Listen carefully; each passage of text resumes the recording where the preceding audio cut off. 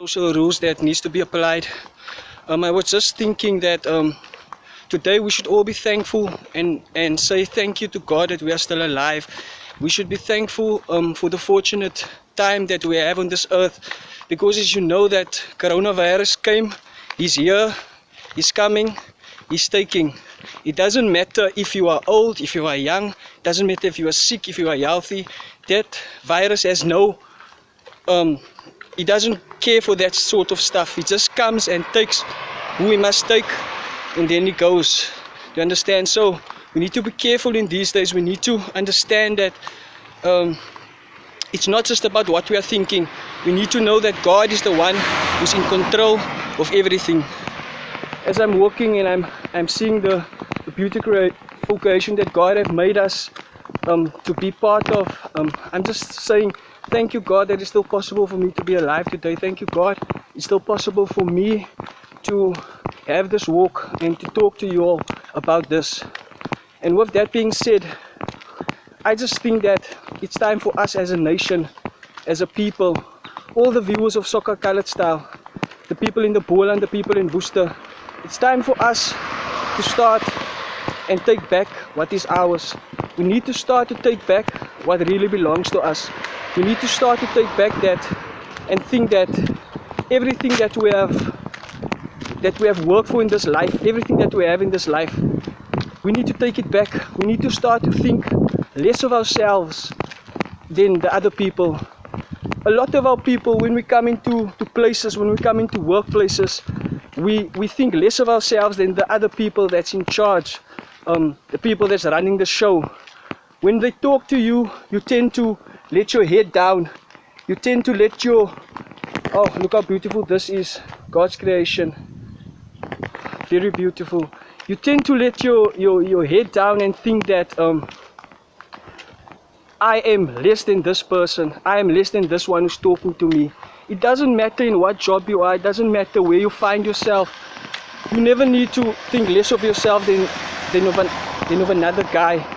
Because that other guy, he's 10 to 1 less capable of, or less competent of doing the work than you do. Some of us have the situation that we are working at the place for a long time. It's time for promotion, and you see there's a position going up, and then you see that you apply for this position, but they still appoint someone that is less qualified than you, someone with a different race, whether it be whatever race it is, and you still have to be capable of teaching this person how to do it, and you must still let your head down and say, let it be so. And I just think that on that, we as a colored people, we need to start to realize that it's not anymore about being less than the others. You need to stand up. You need to stand up and be counted. You need to stand up and be counted, because we as a nation, they say we are the minority in this country, but we are the people that are more competent and more qualified to do the job than the other people.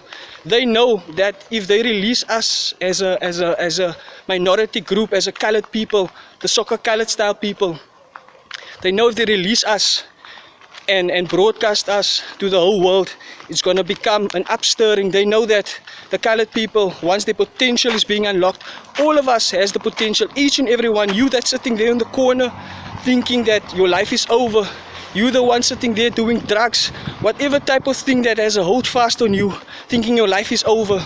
We as a colored people, we have been put into that mindset. We've been put into that mindset to think that you can go to the college, go to university, go study, get a degree, come back, sit at home. You understand? Most of our people, we are sitting at home with degrees, and the people who doesn't have anything is doing the jobs. So that needs to change.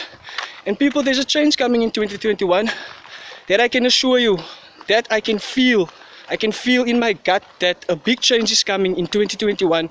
It's time for us as a colored people to stand together, to support each other, and not to think less of the other, but to support your brother. If you see, hey, your brother is trying to do something, he's trying to change something, support that guy, because it hasn't been done in ages. If you're just going to sit there, there's a lyric from a rapper, I think it's DMX. He said, if you don't start nothing, there won't be nothing.